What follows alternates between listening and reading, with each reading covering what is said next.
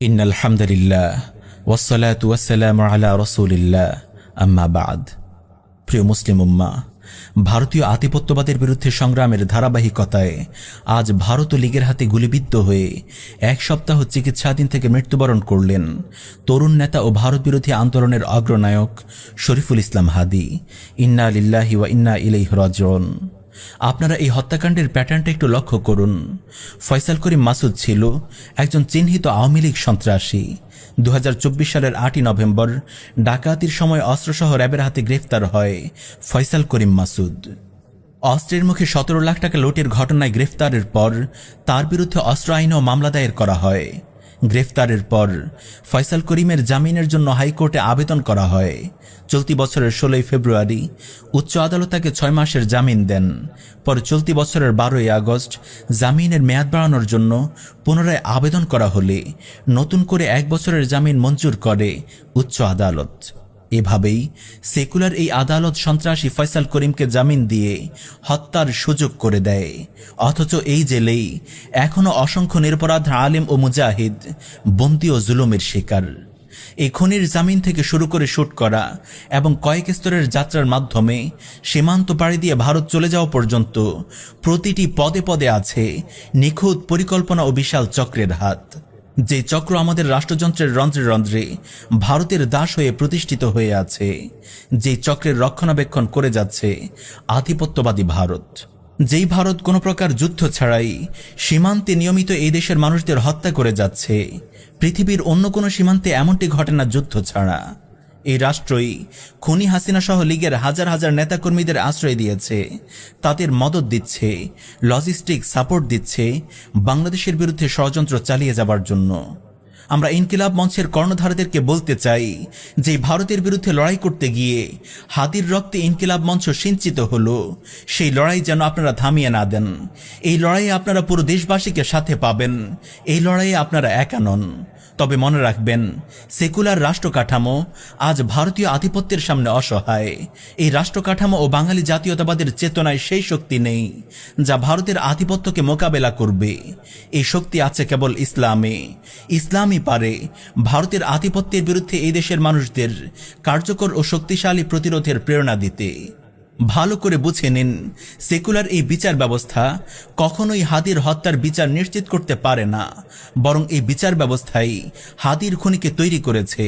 সরাসরি বিচার ব্যবস্থা থাকলে আজ খুনিদের ওপর প্রকাশ্য কিসাসের বিধান বাস্তবায়ন হতো, যেমনটা হয়েছে ইমারত ইসলামিয়া আফগানিস্তানে। একমাত্র কিসাসই পারে খুনিদের অস্তিত্বকে বিনাশ করতে। আপনারা এটা মাথায় গেঁথে নিন, সর্বদিক থেকেই আমাদের দরকার ইসলাম, আমাদের প্রয়োজন শরিয়ার শাসন ব্যবস্থা। ইসলামই পারে ভারতীয় আধিপত্যবাদকে মোকাবেলা করতে, শরিয়ার শাসনই পারে বিপ্লবীদের নিরাপত্তা নিশ্চিত করতে।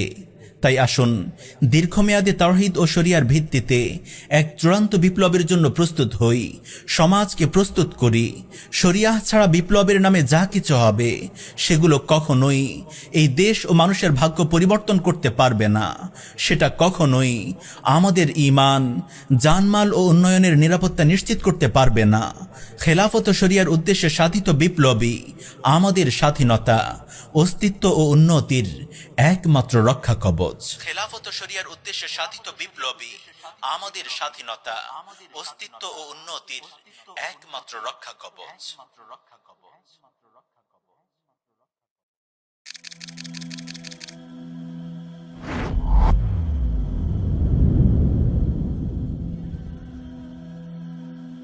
এই জমিনকে যদি আমরা ছড়ানো ছিটানো ঢালপালায় পল্লবিত কোনো গাছের সাথে তুলনা করি, তবে এর শেকড়ে গিয়ে পাওয়া যায় মুসলিমদের অবদানের চিহ্ন। এই ভূমি মুসলিমদের, এই ভূমি তাওহীদের। তাওহীদই এই ভূমিকে গড়ে তুলেছে, এই ভূমির ইতিহাস রচনা করেছে। আমরা তো বড় হয়েছি ইখতিয়ার উদ্দিন মোহাম্মদ বিন বখতিয়ার খিলজি আর শাহজালালের গল্প শুনে। মুঘল আমলের প্রতাপ ও সমৃদ্ধি আজও আমাদের মাথা উঁচু করে দাঁড়াতে শেখায়। হাজী শরীয়তুল্লাহ, শহীদ তিতুমীর রহমাহুল্লাহ আর পীর দুদুমিয়াদের সংগ্রাম ও রক্ত তাওহীদে পল্লবিত এই জমিনকে করেছে সিঞ্চিত। তাওহীদই তো এই ভূমির ইতিহাস। মুসলিমরাই তো এঁকেছে এখানকার স্বর্গীয় শাসনের দালান কোঠা। ইসলামই তো এখানকার মানুষের ভাগ্যের পরিবর্তন ঘটিয়েছে। কিন্তু তবুও কেন মুসলিমদের এই ভূমিতে ইসলামের দাবিতেই সবচেয়ে বেশি রক্ত ঝরল? কেন এখনো মুসলিমদের দাবি আর রক্তই এখানে সবচেয়ে সস্তা হয়ে আছে? 2001 সালে ফতোয়া বিরোধী আন্দোলনে আমাদের রক্ত ঝরেছে। 2013 সালে শাপলা চত্বরের গণহত্যায় হাজারো মুসলিম নিহত ও আহত হয়েছে। 2021 সালের মোদি বিরোধী আন্দোলনেও আমাদের রক্তে সিঞ্চিত হয়েছে এই ভূমি। শত শত আলেমদের নিক্ষেপ করা হয়েছে কারাগারের অন্ধকার প্রকোষ্ঠে। জঙ্গি নাটক আর অভিযোগে হারিয়ে গিয়েছে আমাদের শত শত মুসলিম ভাই ও বোন। একবার ভেবে দেখুন তো, এসব আন্দোলনের দাবি কি ছিল? তা কি ছিল ক্ষমতা দখল নিয়ে? না ছিল সম্পদ ভাগ ভাটোয়ারা নিয়ে? খুবই সাধারণ সহজ সরল দাবি নিয়ে এই ভূমির ধর্মপ্রাণ মুসলমান রাজপথে নেমেছিল, রাসূলের শান রক্ষায়, এই দিনকে রক্ষায়। তবুও তাদের রক্তে ভেসে যায় রাজপথ বারবার, বহুবার। তারপর কি হলো?